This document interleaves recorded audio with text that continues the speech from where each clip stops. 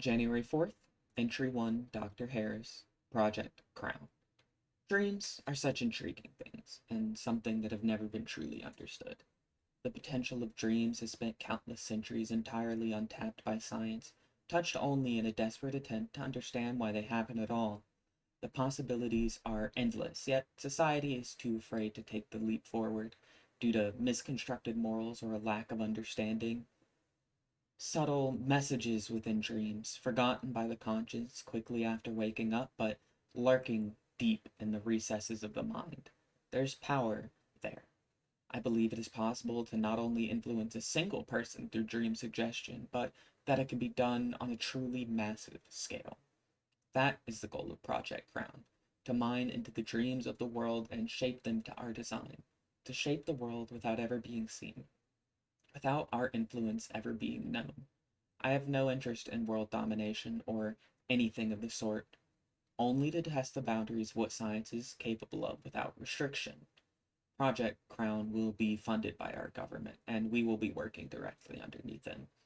Our laboratory is being set up as I type, somewhere that no one will suspect to look, somewhere that we can operate entirely in peace.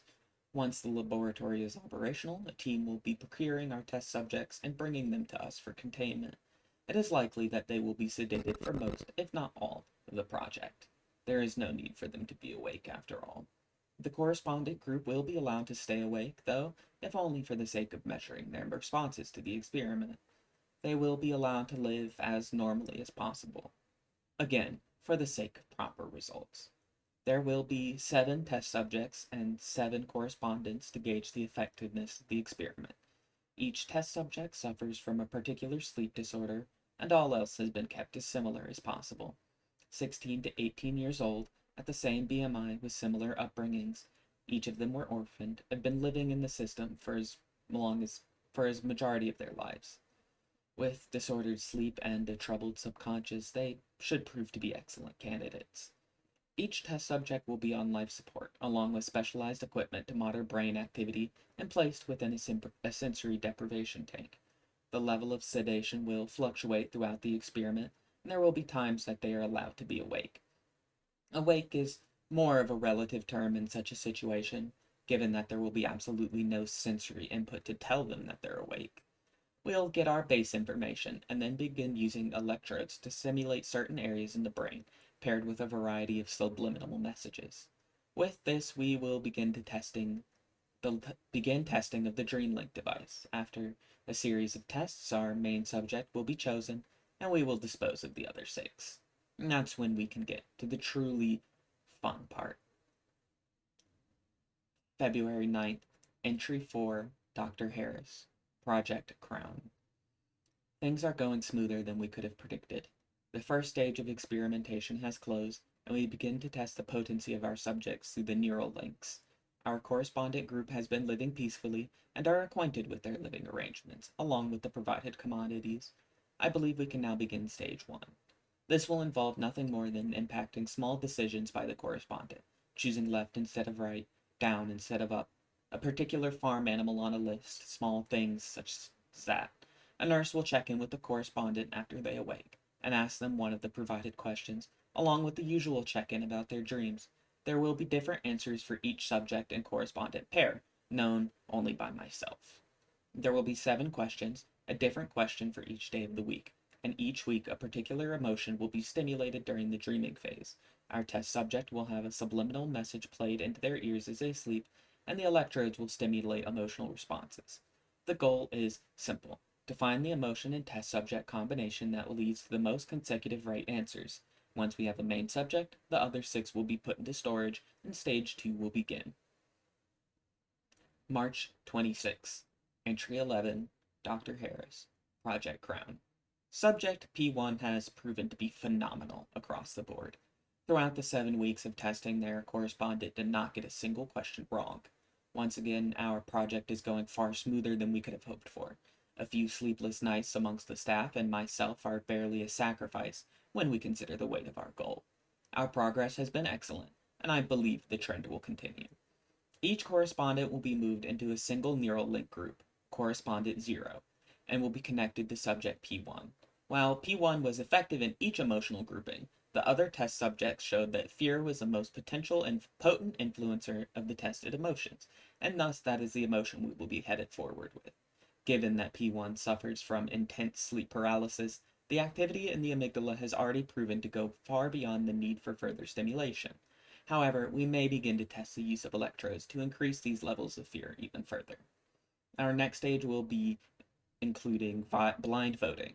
For 1 week, the correspondent will be asked to submit a vote an hour after waking up, for a decision occurring later in the day. Each option will be numbered 1 through 5. Our hope is to see a unanimous vote amongst the correspondents without ever having interacted with one another before casting the vote. With that achieved, we can then move to later and later times. How long after the dream will the message persist, and which emotional levels? This will be tested in stages. At the base level of fear in P1, with the following subliminal message and created dream state, we will increase the length of time between sleep and the vote until the vote is no longer unanimous. Then, the level of fear will be increased, and the process will continue. March 26, Entry 15, Dr. Harris. Project Crown. We finally encountered our first roadblock, which I can honestly say has been long overdue. The first level of fear, the base fear in subject P1 during their ongoing dream, went better than expected. Without adjusting the level of fear in subject P1, the results were unanimous up to an hour 8. We took the set of questions for week 2 and began to space out the voting a little differently. We did a test at 10 hours with the same success, and then went one night without an active connection with P1 during the sleep cycle. The vote was held in the morning, and additional 2 hours were added to the clock. We reached 30 hours after the dream was had before the message began to fade in the correspondence. We added electrode stimulation to subject P1 and continued the testing. We also increased the added time after each voting session to 4 hours. We were able to reach 60 hours before the votes were no longer unanimous. We increased electrode stimulation, heightening the fear within subject P1, and the message finally embedded itself so deep that it would not leave their mind. The moment the voting card is presented, that message is tapped into and the correct choice is made. The only issue is the breakdown that follows. Irrational and unknown fear from a dream that they cannot remember, usually an hour or two after the choice is presented. It didn't seem to be that big of a roadblock at the time. I did anticipate a level of trauma coming from the level of damage to the psyche, and it was a sacrifice I was prepared to make for the sake of results. Once the breakdowns began, we stopped the neural link and left the message embedded. And from that point on, the vote would stay with the last digit assigned, which was option number 3. Each morning, a vote was presented, and option number 3 was chosen each time, regardless of what the actual option was. That's when something happened that we didn't anticipate, because 2 weeks without change, it stopped. The breakdowns, and with it the message itself, which shouldn't have been possible. It was like nothing had ever happened in the first place. I spoke to our nurses and technicians to see what the issue might be, but was met with nothing but exhausted confusion. I'm almost glad that they all had bags under their eyes, if only to know that they have been stressing about this abnormality as much as I have. I worry about their health. I'm going to check on subject P1 myself to confirm that there were no changes. March 30th, Entry 17, Dr. Harris, Project Crown. Subject P1 is completely unresponsive and disconnected. There seems to be no fault in the hardware, and yet there is nothing. There are no readings from any of our scans, and the electrodes simply aren't doing anything. The subject is alive. I can see it clearly with my own eyes, yet it seems their brain has simply ceased to be. I can't imagine what it could have been, given that they have been left untouched for 2 weeks without a change to any of their vitals or signals or anything at all.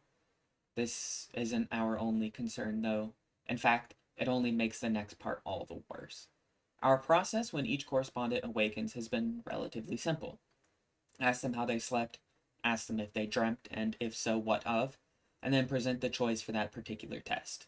For the past 4 days, each correspondent has had the exact same dream, remembered in full detail. It isn't a lot, and the dream itself is hardly anything to worry about. Laying in an open field of flowers, staring at the night sky. The content is irrelevant. What is bothering me is that the neural link hasn't been active in over 2 weeks, and P1 hasn't been transmitting anything either. To top it off, the stress has been getting to all of my staff. The bags under their eyes are only growing, and the wrinkles continue to collect in a similar fashion. They aren't sleeping nearly enough, and they certainly aren't eating enough. Those that are able to rest have been having nightmares, nightmares they can't remember. They're exhausted, and I don't have it in me to keep them working. Perhaps some time off will do them some good, and it isn't like there will be much for them to do without knowing the issue. I no longer know what to expect.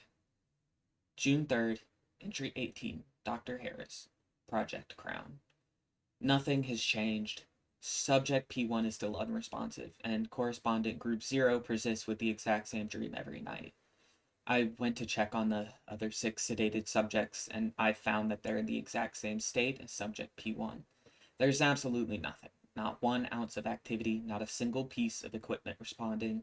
Replacing it had absolutely no effect, and I am truly stumped. I don't understand what's going on. The emotional state of my staff is only getting worse.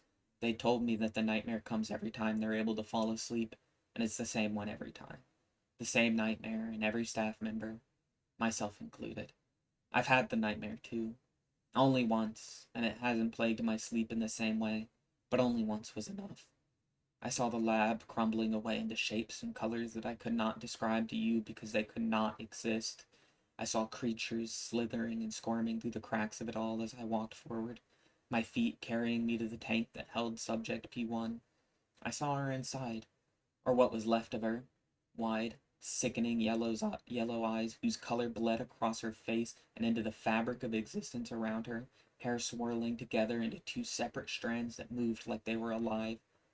Her smile was the worst, though, because I could feel that sense of smug, sadistic satisfaction. My staff need to go home. I can't let them stay here. The project needs to stop. June 4th, Entry 19, Dr. Harris, Project Crown. There isn't a way out. The elevator up to the base won't function, and no one on the surface is responding. We are trapped in this laboratory, and there's no way for us to get out. My staff are distressed and panicking, and I have no idea how to calm them down. I can't calm myself. All I know is that we have a month's worth of rations, and that gives us a month to find a way out of this. I don't know how I'm going to do it, because I have a feeling that nothing is going to work. I don't think it wants us to leave. Date unknown, entry unknown, Dr. Harris, Project Crown.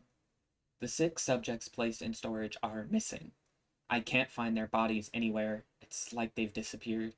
I don't know how long I've been trying to find them. I don't know who moved them or why. I don't know what's happening. I can't function anymore. Neither can any of the staff. I'm worried about them. Some of them have people to go back to. They have spouses and children. They have family. None of us have been able to sleep, and when we sleep, our dreams are no different from when we're awake. I don't know how many entries were done that weren't real, how many attempts at finding a way out, at contacting the base above, that simply didn't happen. The worst part of it is the fact that I know it's watching that monster from the nightmares.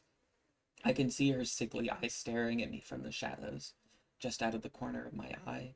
I can see that sadistic smile, her smug satisfaction in our misery. I know that somehow all of this is that thing's fault. It isn't human.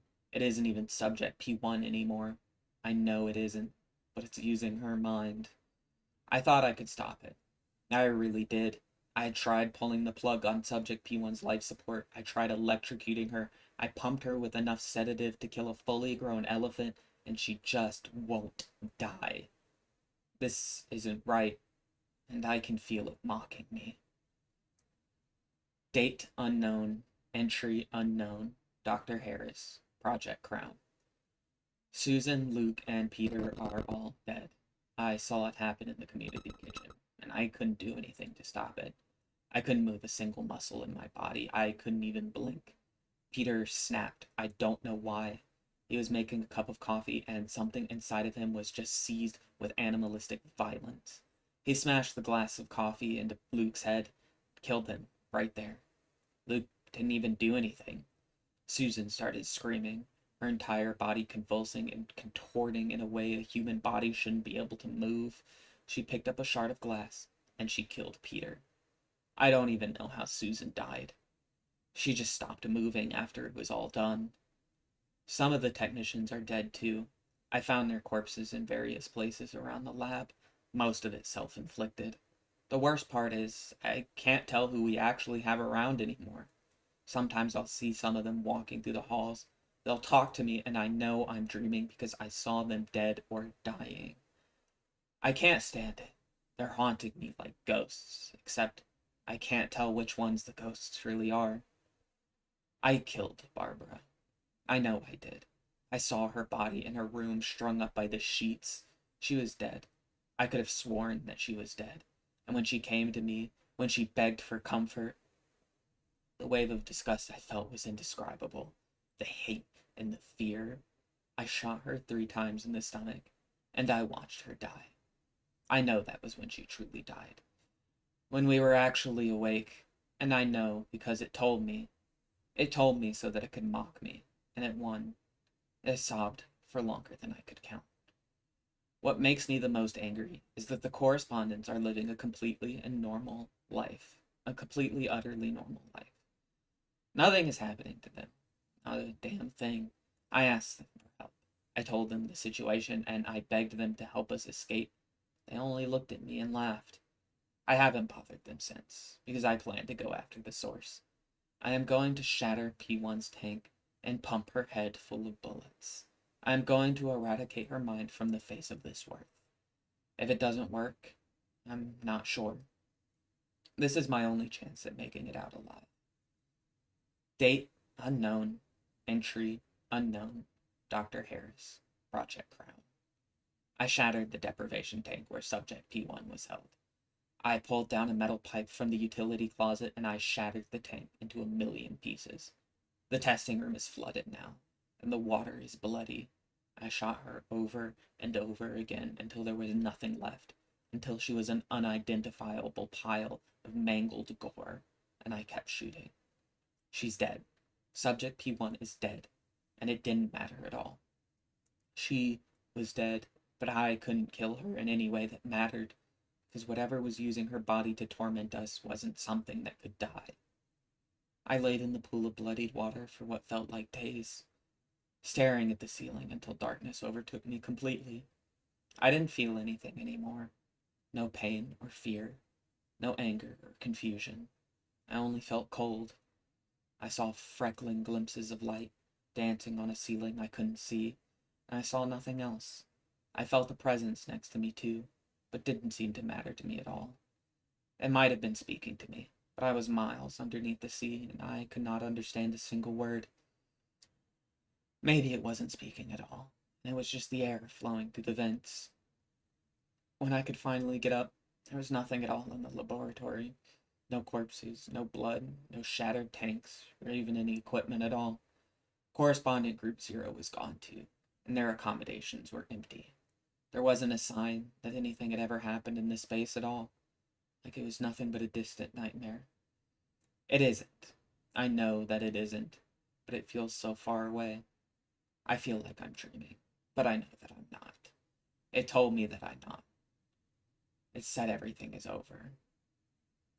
The elevator is working again. I think I'm going home. End entries. End Project Crown.